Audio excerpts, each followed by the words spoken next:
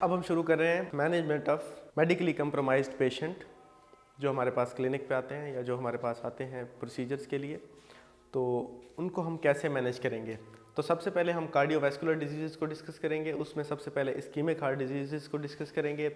और ischaemic heart disease में जो पहला है वो है एंजाइना पेक्टोरस, दूसरा है एमआई मायोकार्डियल इन्फार्क्शन। तो हम सबसे पहले एंजाइना पेक्टोरस की आज बात करते हैं। तो management of patient with angina pectoralis. अब ये एंजाइना पेक्टोरस है क्या, हमें ये पता होना चाहिए सबसे पहले। एंजाइना पेक्टोरस क्या है। होता ये है कि हमारा जो मायोकार्डियम है, जो हमारे दिल के मसल्स हैं, वो जब हम पंपिंग करते हैं, जब हमें ब्लड चाहिए होता है पेरिफेरीज में हर जगह पे, ब्रेन को साफ ज़रे हर वक्त हमारा हार्ट जो है एक्सरसाइजिंग सिचुएशन में है, तो सिचुएशन ये बनती है कि उन मसल्स को जो ब्लड सप्लाई करने वाली आर्टरीज़ हैं, जिनको हम करोनरी आर्टरीज़ कहते हैं, उनमें उनकी अगर सप्लाई में और उनकी जो डिमांड है, मायोकार्डियम को जितनी डिमांड है ब्लड की और करोनरी आर्टरीज़ की जितनी सप्लाई है, अगर इसमें मिसमैच हो जाए तो उसके नतीजे में मायोकार्डियम को इस्कीमिया हो जाता है। उसको ब्लड जब पूरा नहीं मिलता तो होता ये है कि जैसे कि फॉर एग्जांपल हम जब कोई एक्सर्जन करते हैं या एक्सरसाइज शुरू करते हैं तो हमारे हार्ट की जो पंपिंग कैपेसिटी है वो ज़्यादा हो जाती है। तो जब मसल्स की एक्टिविटी ज़्यादा होती है तो उसको ब्लड भी ज़्यादा चाहिए होता है, ऑक्सीजन भी ज़्यादा चाहिए होती है। तो उसको ऑक्सीजन के लिए वो जो कॉरोनरी आर्टरीज से जो डिमांड है, अगर वो मिसमैच हो जाती है तो होता ये है कि हमें एक हैवी प्रेशर और स्क्वीजिंग सिचुएशन और सेंसेशन फील होती है सबस्टर्नल रीजन में, जो कि रेडिएट कर सकती है शोल्डर पे, लेफ़्ट शोल्डर पे और लेफ़्ट आर्म में, और उसके बाद हमारे मैंडिबुलर रीजन में भी। और इस पेन को, इस स्क्वीजिंग हैवी प्रेशर पेन को हम कहते हैं एंजाइना। ये है डेफिनेशन एंजाइना पेक्टोरस की। तो बेसिकली जैसे ही वो हम डिमांड जो है मायोकार्डियम की उसको हम कम कर देंगे तो जो करोनरी आर्टरी पे जो प्रेशर है वो कम हो जाएगा, जो इस्कीमिया हो रहा था वो ख़त्म हो जाएगा, तो ये पेन ख़त्म हो जाएगा और प्रॉब्लम सॉल्व हो जाएगी। तो इस सिचुएशन को हम कहते हैं एंजाइना पेक्टोरस। तो एंजाइना पेक्टोरस का जब हमारे पास पेशेंट आता है तो कौन कौन सा पेशेंट है जो हमने मैनेज करना है डेंटल अपनी क्लिनिक पे, और कौन कौन सा पेशेंट है जो हम मैनेज नहीं कर सकते, और अगर करना है पेशेंट हमने डिसाइड कर लिया है तो उसके लिए क्या क्या प्रिकॉशंस हैं और क्या क्या हमारे स्टेप्स हैं जो हम लेंगे, और ये सारा कुछ आज हम डिस्कस करेंगे। तो सबसे पहले कि जो एंजाइना का पेशेंट है, कौन सा पेशेंट है जिसको हम सबसे पहले, अगर फॉर एग्जांपल हमारे पास पेशेंट आता है एंजाइना का और वो हमें हिस्ट्री देता है, तो अच्छा इसमें सबसे पहले हमने देखने के लिए कि जब एंजाइना की हिस्ट्री हमारे पास आ गई तो हमने अब कंप्लीट उसकी हिस्ट्री लेनी है एंजाइना की, कि पहला अटैक कब हुआ, कितनी सेवेरिटी का हुआ, उसका ट्रीटमेंट कैसा चला, कौन से डॉक्टर के पास ट्रीटमेंट चल रहा है, उन डॉक्टर का नाम लिखना है, कॉन्टैक्ट नंबर लेना है डॉक्टर का क्योंकि हमें कंसल्टेशन चाहिए होगी। उसके बाद हमें उसकी पूरी मेडिकेशन की हिस्ट्री लेंगे, सेवेरिटी देखेंगे, प्रेसिपिटेटिंग फैक्टर्स देखेंगे, फ्रीक्वेंसी देखेंगे उस एंजाइनल अटैक्स की। ये सारी जो हिस्ट्री है ये बहुत इंपॉर्टेंट है, क्योंकि इस हिस्ट्री के बगैर अगर हम कंटिन्यू करेंगे तो ये बहुत बड़ा ब्लंडर है।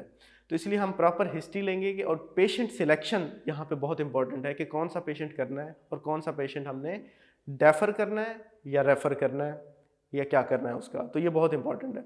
सबसे पहले अगर फॉर एग्जांपल एक पेशेंट है एंजाइना का, पेन के साथ पेशेंट है, लेकिन जो उसकी हिस्ट्री है वो ये है कि उसको मॉडरेटली विगरस एक्सरसाइज के वक्त या एक्सर्जन के वक्त उसको क्या होता है, पेन स्टार्ट हो जाता है। ठीक है, लेकिन जैसे ही वो रेस्ट पे जाता है, वो रेस्ट लेता है या वो विगरस एक्सर्जन जो है ख़त्म करता है, तो रेस्ट पे जैसे ही जाता है तो फिर उसका पेन रिलीव हो जाता है, ठीक हो गया। या फिर वो नाइट्रोग्लाइसरीन की अगर 0.4 mg टैबलेट अपनी सबलिंगुअली रखता है तो उसका पेन भी रिलीव हो जाता है। तो इन तीन सिचुएशंस में कि मॉडरेटली विगरस एक्सरसाइज या एक्सर्जन की सूरत में पेन स्टार्ट होता है और रेस्ट में ख़त्म हो जाता है, या नाइट्रोग्लाइसरीन की टैबलेट सबलिंगुअली रखने से पेन ख़त्म हो जाता है और पेशेंट रिलीफ फील करता है। तो इस तरह का पेशेंट क्या होता है, या इस तरह के पेशेंट को हम कहते हैं स्टेबल एंजाइना का पेशेंट, और स्टेबल एंजाइना का पेशेंट हम अपने वॉक इन पेशेंट को हम अपने नॉर्मल सिटिंग में कर सकते हैं with proper precaution and with anxiety reduction protocol. इसके अलावा अब हम कंपैरिजन में आते हैं, एक और पेशेंट है जिसको हम नहीं कर सकते और जिसको कभी नहीं करना चाहिए, वो ये कि मिनिमल एक्सर्जन पे पेन स्टार्ट हो जाता है। मिनिमल एक्सर्जन पे पेन स्टार्ट हो गया पेशेंट को, और इसके बाद अगर पेशेंट ने रेस्ट लिया है या रेस्ट को भी नो रिस्पॉन्स, रेस्ट पे भी पेशेंट को पेन हो रहा है, या फिर नाइट्रोग्लाइसरीन की मल्टीपल डोजेस के बाद भी नो रिस्पॉन्स है,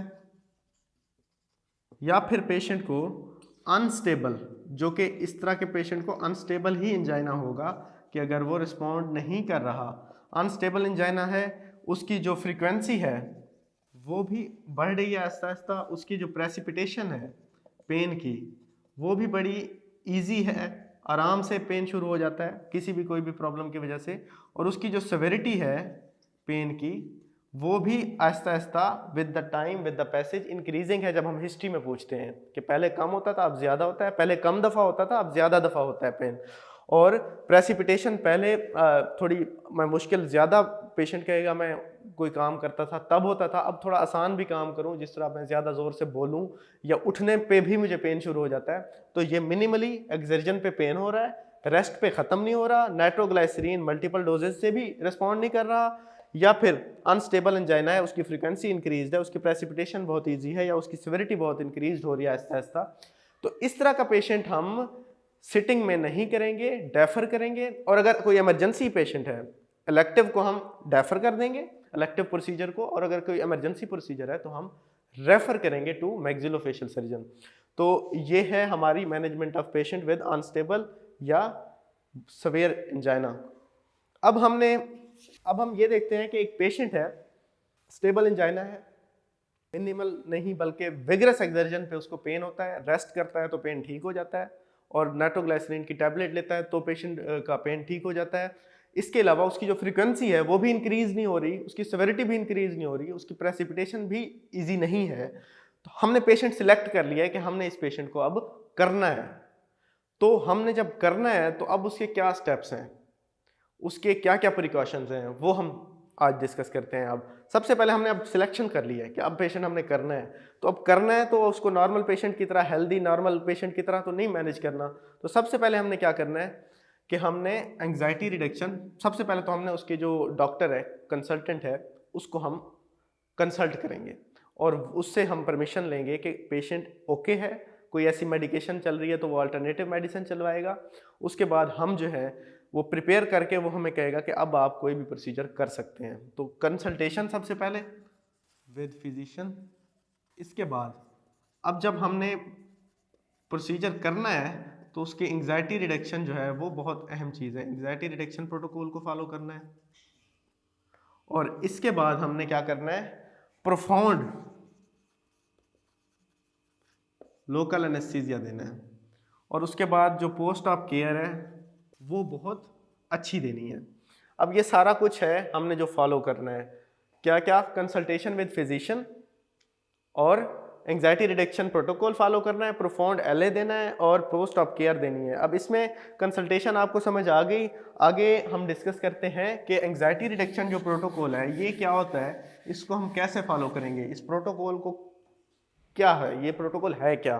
तो एंग्जाइटी रिडक्शन जो प्रोटोकॉल है, एंग्जाइटी रिडक्शन प्रोटोकॉल में सबसे पहले आ जाता है बिफोर सर्जरी। ये स्टार्ट हो जाता है प्रोटोकॉल बिफोर सर्जरी।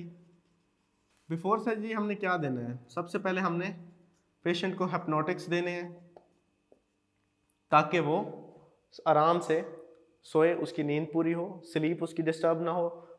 और दूसरा, उसको हमने सीडेटिव्स देने हैं ताकि वो जब मॉर्निंग में आए तो उसकी एंग्जाइटी जो है वो रिड्यूस्ड हो, इसको स्लीप ठीक करने के लिए, और ये क्या है कि एंग्जाइटी को कवर करने के लिए।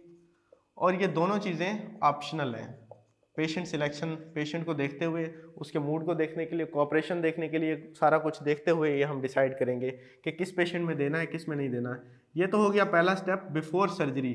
अब हम ड्यूरिंग सर्जरी में आ जाते हैं। ड्यूरिंग सर्जरी हम क्या क्या कर सकते हैं? ड्यूरिंग सर्जरी सबसे पहले 2 स्टेप्स में आ जाता है। एक तो है नॉन फार्माकोलॉजिकल। नॉन फार्माकोलॉजिकल जो वेज हैं उनमें सबसे पहले है रीएश्योरेंस, डिस्ट्रैक्शन, कन्वर्सेशन, और इसके अलावा क्या है? अवॉइडिंग नॉइज़, नॉइज़ पैदा नहीं करनी। और इसके अलावा हम क्या करेंगे कि हम सूदिंग बैकग्राउंड म्यूजिक देंगे, उसकी पसंद का गाना लगा देंगे, उसकी साइड से इंस्ट्रूमेंट्स हटा देंगे, इंस्ट्रूमेंट्स आउट ऑफ साइट। और इसके अलावा एक और काम करेंगे कि इंस्ट्रूमेंट्स का शोर नहीं करेंगे। इंस्ट्रूमेंट्स का शोर नहीं करेंगे मतलब इंस्ट्रूमेंटेशन का, नॉइज ऑफ इंस्ट्रूमेंटेशन को अवॉइड करेंगे। ठीक हो गया? इन चीज़ों को हम थोड़ा सा उसके बाद वर्बल कम्युनिकेशन उसके पेशेंट के साथ रखेंगे। ये हो गया नॉन फार्माकोलॉजिकल। और इसके अलावा ये ड्यूरिंग सर्जरी में आ गया। और फार्माकोलॉजिकल क्या है? फार्माकोलॉजिकल यही आ जाता है ड्यूरिंग सर्जरी हम क्या करेंगे? प्रोफाउंड हम लोकल एनेस्थीसिया देंगे। इसके अलावा हमें एंग्जोलाइटिक, आईवी एंग्जोलाइटिक दे सकते हैं, आईवी एंग्जोलाइटिक दे सकते हैं। उसके बाद उसको जो है वो एनाल्जेसिक ड्यूरिंग सर्जरी अच्छा देंगे।